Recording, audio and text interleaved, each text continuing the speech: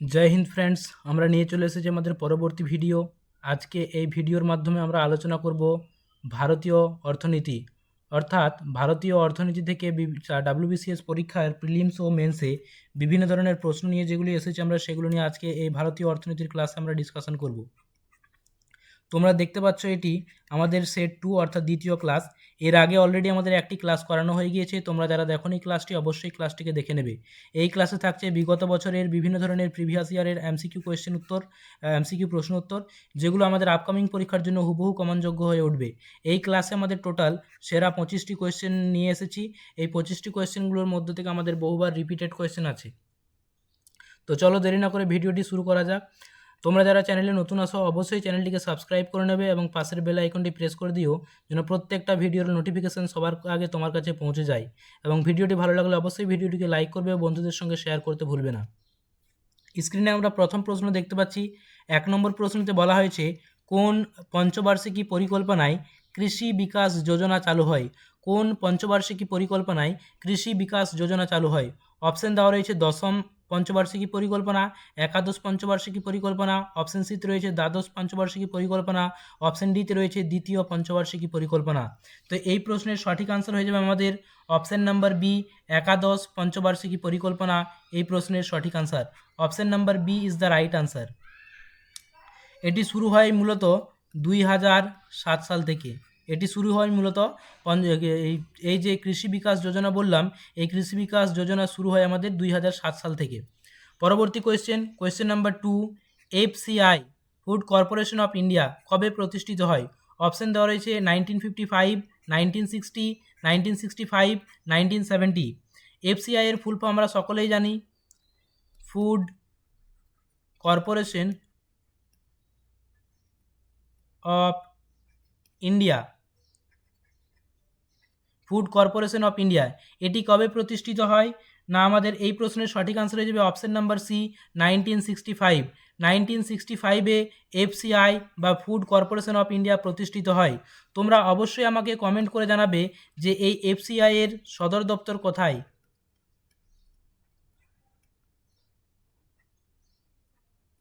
FCI এর সদর দপ্তর কোথায়, এটা আজকে তোমাদের হোমওয়ার্ক থাকলো। অবশ্যই এই প্রশ্নের সঠিক আনসার তোমরা কমেন্ট করে জানাবে।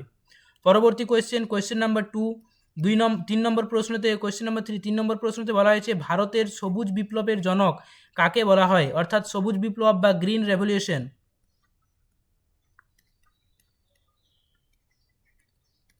সবুজ বিপ্লব বা গ্রিন রেভলিউশনের জনক কাকে বলা হয়? অপশান রয়েছে নরম্যান বরল্যাগ, এম.এস. স্বামীনাথন, গ্যারি বেকার। অপশান ডিতে রয়েছে কোনোটিই নয়। ভারতের সবুজ বিপ্লব যেহেতু বলা হয়েছে, তাই এই প্রশ্নের সঠিক আনসার হয়ে যাবে option number B, M S. Swaminathan. M S. Swaminathan হয়ে যাবে এই প্রশ্নের সঠিক আনসার। এম.এস. স্বামীনাথন হয়ে যাবে এই প্রশ্নের সঠিক আনসার। মনে রাখবে, এই সবুজ বিপ্লব বা গ্রিন রেভলিউশন উত্তরপ্রদেশ এবং হরিয়ানা, পাঞ্জাব এই বিস্তীর্ণ অঞ্চলগুলিতে কিন্তু গ্রিন রেভলিউশনের ব্যাপক উন্নতি দেখা দিয়েছিল। পরবর্তী কোয়েশ্চেন নাম্বার 4, 4 নম্বর প্রশ্নতে বলা হয়েছে ভারতের নীতি আয়োগ কত সালে গঠিত হয়? ভারতের নীতি আয়োগ কত সালে গঠিত হয়? মনে রাখবে, আগে আমাদের ছিল প্ল্যানিং কমিশন।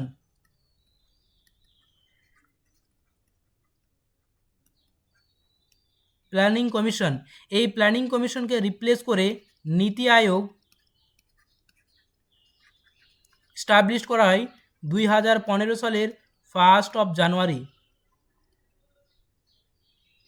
তাহলে এই প্ল্যানিং কমিশনেরই বর্তমান আমরা দেখতে পাচ্ছি রূপটা নীতি আয়োগ হিসেবে। এটি স্টাবলিশড হয় 2015 সালের 1 জানুয়ারি। তাই এই উল্লেখিত অপশানগুলির মধ্যে থেকে অপশান নাম্বার বি 2015 হয়ে যাবে এই প্রশ্নের সঠিক আনসার। 2015 হয়ে যাবে এই প্রশ্নের সঠিক আনসার। পরবর্তী কোয়েশ্চেন, মনে রাখবে এই নীতি আয়োগের চেয়ারম্যান হয়ে থাকেন পদাধিকার বলে প্রাইম মিনিস্টার এই কমিশনের চেয়ারম্যান হয়ে থাকেন। পরবর্তী কোয়েশ্চেন নাম্বার 5, 5 নম্বর প্রশ্নতে বলা হয়েছে কবে থেকে ভারতের সরকারি শিল্প সংস্থার বিলগ্নীকরণ শুরু হয়েছে? কবে থেকে ভারতের সরকারি শিল্প সংস্থার বিলগ্নীকরণ শুরু হয়েছে? 1990 থেকে 91, 1991 থেকে 92, 1955 থেকে 56, 1993 থেকে 94। এই প্রশ্নের সঠিক আনসার হয়ে যাবে আমাদের option number B 1991 to 1992। Option B is the right answer. এই প্রশ্নের সঠিক আনসার হয়ে যাবে অপশন নাম্বার বি। পরবর্তী কোয়েশ্চেন নাম্বার 6। 6 নম্বর প্রশ্নতে আমাদের বলা হয়েছে স্টক ফার্মিং হলো। স্টক ফার্মিং কি? 4টা অপশন দেওয়া রয়েছে। একই সময়ে 2 বা ততোধিক শস্য চাষ করাকে স্টক ফার্মিং বলা হয়, নাকি প্রাণী সম্পদ উৎপাদন করা, ঘূর্ণায়মান শস্য উৎপাদন করা। অপশন ডিতে দেওয়া রয়েছে কোনোটিই নয়। এই প্রশ্নের সঠিক আনসার হয়ে যাবে আমাদের অপশন নাম্বার বি। প্রাণী সম্পদ উৎপাদনকে স্টক ফার্মিং বলা হয়ে থাকে। প্রাণী সম্পদ উৎপাদনকে স্টক ফার্মিং বলা হয়ে থাকে। অপশন এতে যেটা দেওয়া রয়েছে একই সময়ে 2 বা ততোধিক শস্যের চাষ করাকে মিক্স ফার্মিং বলা হয়।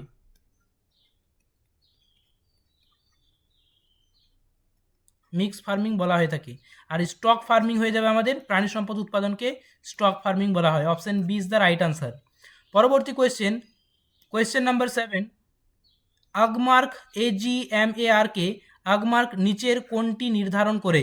গুণগত মান নির্ধারণ করে, নাকি পরিমাণগত মান নির্ধারণ করে, নাকি ওজন নির্ধারণ করে, নাকি সবকটিই ঠিক আছে?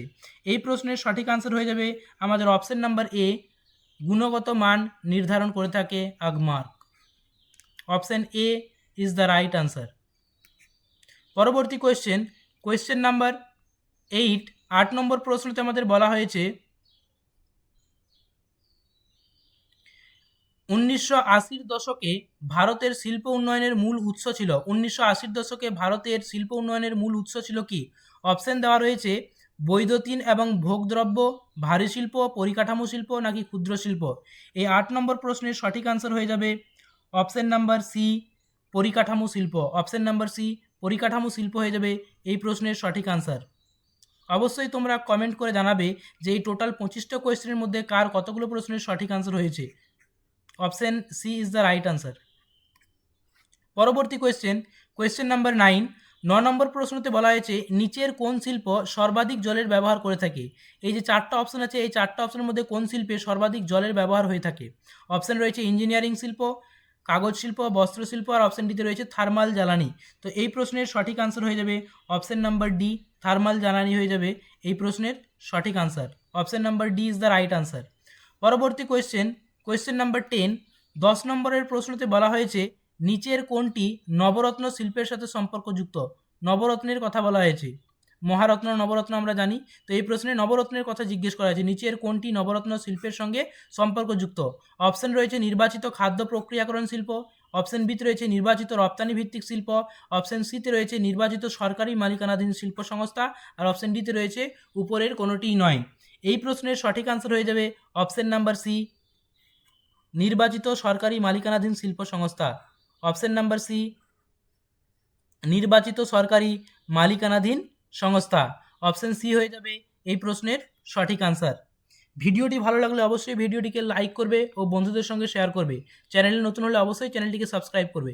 11 নম্বর প্রশ্নতে বলা হয়েছে ভারতের অর্থের যোগান নিয়ন্ত্রণকারী সংস্থা হলো। ভারতে অর্থের যোগান নিয়ন্ত্রণকারী সংস্থা হলো Reserve Bank of India, finance commission, নীতি আয়োগ। অপশন ডিতে রয়েছে উপরের সবকটি। এই প্রশ্নের সঠিক আনসার হয়ে যাবে আমাদের option number A, reserve Bank of India. Reserve Bank of India হয়ে যাবে এই প্রশ্নের সঠিক আনসার। মনে রাখবে 1935-এ আরবিআই স্টাবলিশড হয়। 1935-এ আরবিআই স্টাবলিশড হয়, আর 1949-এ ন্যাশনালাইজড হয়।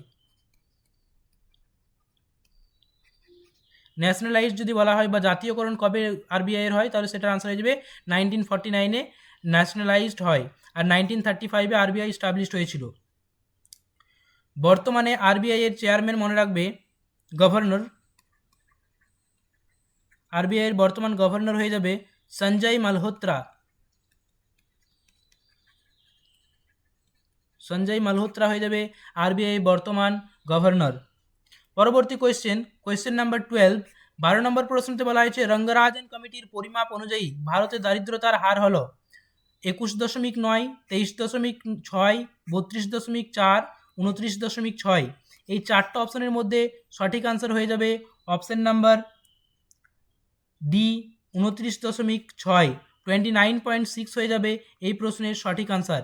রঙ্গরাজন কমিটির পরিমাপ অনুযায়ী ভারতে দারিদ্রতার হার হলো 29.6। তাহলে এই ক্ষেত্রে আমাদের আরও একটা কোয়েশ্চেন হয়ে যাবে, এই যে রঙ্গরাজন কমিটি এটি কিসের সঙ্গে যুক্ত, না দারিদ্রতা বা পোভার্টির সঙ্গে রিলেটেড হয়ে যাবে আমাদের রঙ্গরাজন কমিটি, পোভার্টির সঙ্গে রিলেটেড।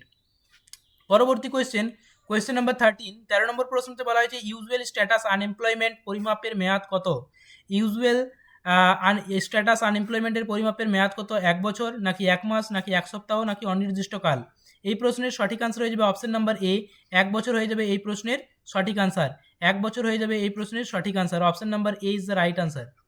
পরবর্তী কোয়েশ্চেন নাম্বার 14, এই প্রশ্নে বলা হয়েছে ভারতের কৃষিক্ষেত্রে কোন ধরনের বেকারত্ব দেখা দেয়, মৌসুমি বেকারত্ব, ছদ্ম বেকারত্ব। অপশন সিতে রয়েছে এ ও বি, অর্থাৎ এই দুটো অপশনই, আর অপশন ডিতে রয়েছে সংঘর্ষজনিত বেকারত্ব। এই প্রশ্নের সঠিক আনসার হয়ে যাবে অপশন নাম্বার বি, ছদ্ম বেকারত্ব হয়ে যাবে এই প্রশ্নের সঠিক আনসার। ছদ্ম বেকারত্ব বা disgust unemployment.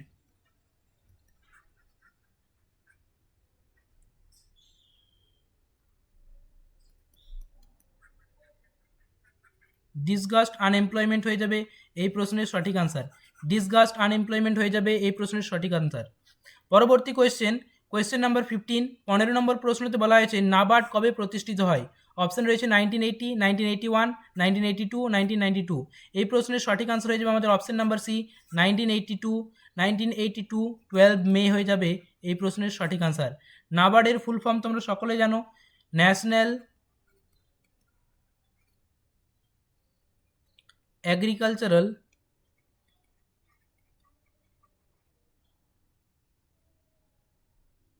Rural national agricultural bank of rural development. National agricultural bank of rural development হয়ে যাবে নাবার্ডের ফুল ফর্ম। পরবর্তী কোয়েশ্চেন নাম্বার 15, 15 নম্বর প্রশ্নতে বলা হয়েছে SIDBI এর সদর দপ্তর কোথায় অবস্থিত। SIDBI এর সদর দপ্তর কোথায় অবস্থিত। অপশন রয়েছে কলকাতা, নিউ দিল্লি, লখনউ, চেন্নাই। এই প্রশ্নের সঠিক আনসার হয়ে যাবে অপশন নাম্বার সি, লখনউ হয়ে যাবে এই প্রশ্নের সঠিক আনসার। লখনউ হয়ে যাবে এই প্রশ্নের সঠিক আনসার। মনে রাখবে SIDBI এর ফুল ফর্মটা অবশ্যই মনে রাখবে, স্মল ইন্ডাস্ট্রিজ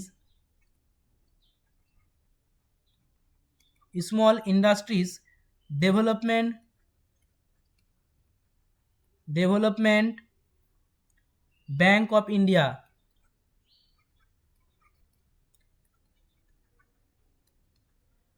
SIDBI এর ফুল ফর্ম অবশ্যই মনে রাখবে, small industries development bank of India. এটি established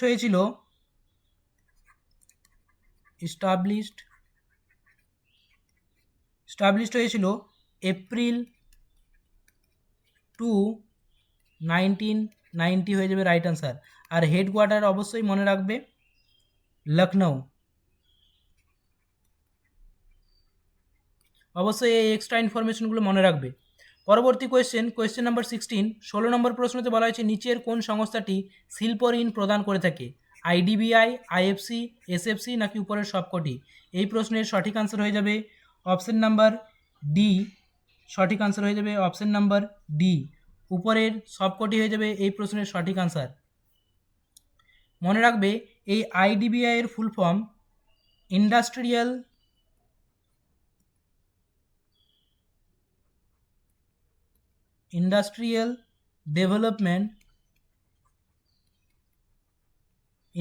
development bank of India. এটি ফর্মড হয়েছিল 1964, আর হেডকোয়ার্টার অবশ্যই মনে রাখবে মুম্বাই। আচ্ছা, তারপরে রয়েছে IFCI, এটার ফুল ফর্ম মনে রাখবে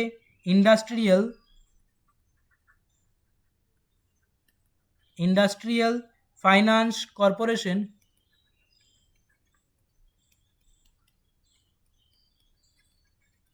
কর্পোরেশন অফ ইন্ডিয়া। এটি ফর্মড হয়েছিল 1948। 1948-এ। আর হেডকোয়ার্টারটা অবশ্যই মনে রাখবে, সেটা হয়ে যাবে আমাদের নিউ দিল্লি। আর অপশান সিতে যেটা আছে এসএফসি, এটা হয়ে যাবে state finance corporation. State finance corporation, state finance corporation, এটি স্টাবলিশড হয়েছিল 1951-এ। তাহলে আইডিবিআইয়ের ফুল ফর্ম বলে দিয়েছি, industrial development bank of India. এটি স্টাবলিশড হয়েছিল 1964, হেডকোয়ার্টার হয়ে যাবে মুম্বাই। অপশান বিতে যেটা রয়েছে IFCI, industrial finance corporation of India, এটি স্টাবলিশড হয়েছিল 1948-এ, এর হেডকোয়ার্টার হয়ে যাবে নিউ দিল্লি। আর অপশান সিতে যেটা আছে আমাদের এসএফসি, এসএফসি এর ফুল ফর্ম হয়েছে স্টেট ফাইন্যান্স কর্পোরেশন, এটি স্টাবলিশড হয়েছিল 1951-এ। তাহলে এই 16 নম্বর প্রশ্নের সঠিক আনসার হয়ে যাচ্ছে আমাদের অপশন নাম্বার ডি, উপরের সবকটি, অর্থাৎ এই তিনটেই হয়ে যাবে এই প্রশ্নের সঠিক আনসার। পরবর্তী কোয়েশ্চেন নাম্বার 17, 17 নম্বর প্রশ্নতে বলা হয়েছে নিচের কোন সংস্থাটির মালিকানাধীন সংস্থা হলো জমির উন্নয়ন ব্যাংক? আরবিআই, রাজ্য সরকার, বাণিজ্যিক ব্যাংক। অপশন ডিতে রয়েছে সমবায় সমিতি। এই প্রশ্নের সঠিক আনসার হয়ে যাবে অপশন নাম্বার ডি, সমবায় সমিতি হয়ে যাবে এই প্রশ্নের সঠিক উত্তর। পরবর্তী কোয়েশ্চেন নাম্বার 18, 18 নম্বর প্রশ্নতে বলা হয়েছে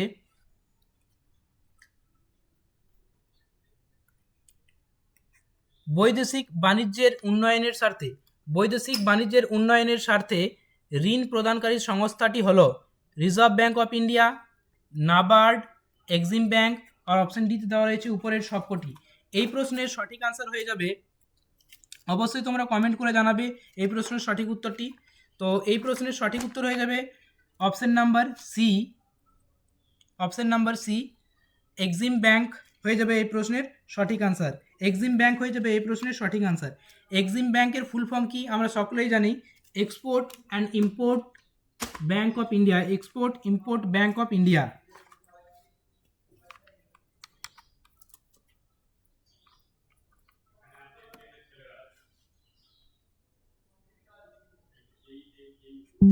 আঠেরো নম্বর প্রশ্নের এই আনসার হয়ে যাবে option number C, Exim Bank of India.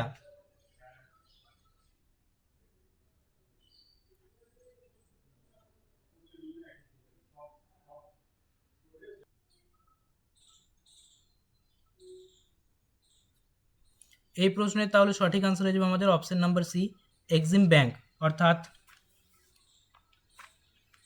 Full form হয়ে যাবে এটার Export Import Bank of India. এটি স্টাবলিশড হয়েছিল, মনে রাখবে, 1982-তে, 1982-তে স্টাবলিশড হয়েছিল এবং হেডকোয়ার্টার হয়ে যাবে এর মুম্বাই হয়ে যাবে হেডকোয়ার্টার। পরবর্তী কোয়েশ্চেন নাম্বার 19, 19 নম্বর প্রশ্নতে বলা হয়েছে অর্থ কমিশনের সভাপতি নিয়োগ করেন, অর্থাৎ ফাইন্যান্স কমিশনের সভাপতিকে কে নিয়োগ করেন? অপশন দেওয়া রয়েছে প্রধানমন্ত্রী, রাষ্ট্রপতি, প্রধান বিচারপতি। অপশন ডিতে রয়েছে কেন্দ্রীয় ক্যাবিনেট। এই প্রশ্নের সঠিক আনসার হয়ে যাবে অপশন নাম্বার বি, রাষ্ট্রপতি হয়ে যাবে এই প্রশ্নের সঠিক আনসার। পরবর্তী কোয়েশ্চেন নাম্বার 20, 20 নম্বর প্রশ্নতে বলা হয়েছে মনিটারি পলিসি কমিটির প্রধান হলেন, এই মনিটারি কমিটির প্রধান হয়ে থাকেন আমরা জানি পদাধিকার বলে আরবিআই বা রিজার্ভ ব্যাঙ্ক অফ ইন্ডিয়ার যিনি গভর্নর থাকেন তিনি এই কমিটির প্রধান হয়ে থাকেন। তাহলে বর্তমানে আমাদের এই আরবিআইয়ের গভর্নর আছে আমরা সকলে জানি সঞ্জয় মালহোত্রা। তাহলে এই প্রশ্নের সঠিক আনসার হয়ে যাবে সঞ্জয় মালহোত্রা, বা option C is the right answer. Sanjay Malhotra এই কমিটির চেয়ারম্যান হয়ে থাকেন, পদাধিকার বলে তিনি কিন্তু ex official chairman of monetary policy committee. মনে রাখবে এই মনিটারি পলিসি কমিটিতে টোটাল 6 জন সদস্য থাকে, টোটাল মেম্বার যদি বলা হয় তাহলে সেটা হয়ে যাবে 6 জন। এই 6 জনের মধ্য থেকে 3 জন আরবিআই থেকে 3 জন থাকেন, আর গভর্নমেন্ট অফ ইন্ডিয়ার তরফ থেকে 3 জন সদস্যকে মনোনীত করা হয়। গভর্নমেন্ট অফ ইন্ডিয়ার পক্ষ থেকে 3 জন সদস্যকে মনোনীত করা হয়। তাহলে এই 3+3 টোটাল 6 জন মেম্বার কিন্তু এই মনিটারি পলিসিতে থাকেন।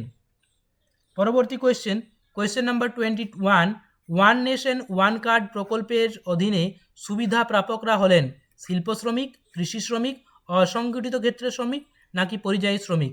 এই প্রশ্নের সঠিক আনসার হয়ে যাবে অপশন নাম্বার ডি, পরিযায়ী শ্রমিক হয়ে যাবে এই প্রশ্নের সঠিক উত্তর। Option D is the right answer. এই প্রত্যেকটি কোয়েশ্চেন কিন্তু আমাদের ডাব্লিউবিসিএস পরীক্ষায় বহুবার এসেছে, প্রিলিমস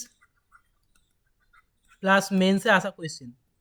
অবশ্যই তোমরা ভিডিওগুলোকে স্কিপ করবে না, পুরো ভিডিওটা দেখবে। যারা প্রথম ক্লাসটি দেখোনি অবশ্যই সেই ক্লাসটিকেও দেখে নেবে, তারপরে এই ক্লাসটি করবে। পরবর্তী কোয়েশ্চেন নাম্বার 22, 22 নম্বর প্রশ্নতে বলা হয়েছে কিষাণ ক্রেডিট কার্ড স্কিম কবে চালু হয়? কিষাণ ক্রেডিট কার্ড স্কিম কবে চালু হয়? এই প্রশ্নের সঠিক আনসার হয়ে যাবে অপশন নাম্বার সি, 1998-এ কিষাণ ক্রেডিট স্কিম কিন্তু চালু হয়। Option number C is the right answer, 1998। পরবর্তী কোয়েশ্চেন নাম্বার 23, 23 নম্বর প্রশ্নতে বলা হয়েছে নিচের কোনটি কৃষি মূল্যের নীতির সাথে সম্পর্কযুক্ত নয়? কৃষি মূল্য নীতির সাথে সম্পর্কযুক্ত নয় বলা হয়েছে। অপশন দেওয়া রয়েছে বাফার স্টক, এটি অবশ্যই কৃষি আমদানির সঙ্গে যুক্ত। আমদানি রয়েছে, সহায়ক মূল্য রয়েছে, লাইসেন্স ব্যবস্থা রয়েছে।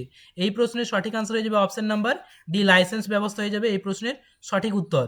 বাকি তিনটে কিন্তু কৃষি মূল্যনীতির সঙ্গে সম্পর্কযুক্ত। বাফার স্টক বলতে বোঝায় যখন ফার্মার্সদের কাছ থেকে প্রত্যেক বছর এমএসপির মাধ্যমে যখন পুরো প্রোডাক্টগুলোকে কিনে নেওয়া হয়, সেটা বাফার স্টক হয়ে যাবে। সহায়ক মূল্য বলতে আমাদের ফেয়ার শপের কথা বলা হচ্ছে। আমদানি বলতে এই কৃষি মূল্যনীতির সঙ্গে সম্পর্কযুক্ত হয়ে যাবে। অপশন ডিতে যেটা দেওয়া রয়েছে লাইসেন্স ব্যবস্থা, এইটি কিন্তু এই প্রশ্নের সঠিক আনসার হয়ে যাবে। পরবর্তী কোয়েশ্চেন নাম্বার 24, এই প্রশ্নে বলা হয়েছে সবুজ বিপ্লবের কুপ্রভাবগুলি হলো, অর্থাৎ ডিসঅ্যাডভান্টেজের কথা বলা হয়েছে। গ্রিন রেভলিউশনের ডিসঅ্যাডভান্টেজ বা খারাপ দিকগুলি কি? ড্রব্যাক্সের কথা বলা হয়েছে। অর্থনৈতিক বৈষম্য, শস্য উৎপাদনের বৈষম্য। অপশন সিতে রয়েছে এ এন্ড বি বোথ, আর অপশন ডিতে রয়েছে কোনোটিই নয়। আমরা দেখতে পাবো যে এই সবুজ বিপ্লবের ফলে যে সমস্ত ডিসঅ্যাডভান্টেজগুলো লক্ষ্য করা হয় সেগুলো অর্থনৈতিক বৈষম্য, এটাও হয়ে যাবে এই প্রশ্নের সঠিক আনসার। অপশন বিতে রয়েছে শস্য উৎপাদনের বৈষম্য, এটাও হয়ে যাবে সঠিক আনসার। তাহলে এই প্রশ্নের উত্তর হয়ে যাবে অপশন এ অ্যান্ড বি, অর্থাৎ সি হয়ে যাবে এই প্রশ্নের রাইট আনসার। সি হয়ে যাবে এই প্রশ্নের রাইট আনসার। কারণ শস্য উৎপাদনেও বৈষম্য আমরা দেখতে পাবো। মেনলি সবুজ বিপ্লবের ফলে হুইট অ্যান্ড পেডি কাল্টিভেশনটা অনেক বেশি পেয়েছিল উৎপাদন, কিন্তু বাকি অন্যান্য যে সমস্ত শস্যগুলো রয়েছে সেগুলোর প্রোডাকশনের পরিমাণ কিন্তু কমে যায়। আর অর্থনৈতিক বৈষম্য বলতে বোঝাবে আমাদের ইউপি এবং পাঞ্জাব ওই সমস্ত রিজিয়নগুলোর পিপলরা অনেক অ্যাডভান্টেজ পেয়েছিল, সেই তুলনায় আমাদের সাউথ ইন্ডিয়ার পিপলরা এতটাও কিন্তু অ্যাডভান্টেজ পায়নি। ফলে অর্থনৈতিক বৈষম্য ও শস্য উৎপাদনের বৈষম্য, এই দুটো হয়ে যাবে এই প্রশ্নের সঠিক আনসার। এই ধরনের বৈষম্য বা কুপ্রভাব কিন্তু গ্রিন রেভলিউশনের ফলে আমরা কিন্তু লক্ষ্য করে থাকি। তাই এই প্রশ্নের সঠিক আনসার হয়ে যাবে অপশন নাম্বার সি। পরবর্তী কোয়েশ্চেন নাম্বার 25, 24 নম্বরের প্রশ্নে বলা হয়েছে প্ল্যান হলিডে কোন পঞ্চবার্ষিকী পরিকল্পনার পরে ঘোষণা করা হয়েছিল? প্ল্যান হলিডে কোন পঞ্চবার্ষিকী পরিকল্পনার পরে ঘোষণা করা হয়েছিল? অপশন রয়েছে প্রথম, দ্বিতীয়, তৃতীয়, আর অপশন ডিতে রয়েছে চতুর্থ। তো এই প্রশ্নের সঠিক আনসার হয়ে যাবে আমাদের অপশন নাম্বার সি, তৃতীয় পঞ্চবার্ষিকী পরিকল্পনা বা থার্ড 5-year প্ল্যান, এই প্রশ্নের সঠিক আনসার হয়ে যাবে। ভিডিওটি কেমন লাগলো অবশ্যই তোমরা কমেন্ট করে জানাবে। চ্যানেলে নতুন হলে অবশ্যই চ্যানেলটিকে সাবস্ক্রাইব করে দেবে এবং ভিডিওটিকে তোমাদের বন্ধুদের সঙ্গে শেয়ার করতে ভুলবে না। আবার দেখা হচ্ছে আমাদের পরবর্তী ক্লাসে। তোমরা ভালো করে পড়াশোনা চালিয়ে যাও। থ্যাংক ইউ তোমাদের সকলকে আমাদের ভিডিওর সঙ্গে জুড়ে থাকার জন্য।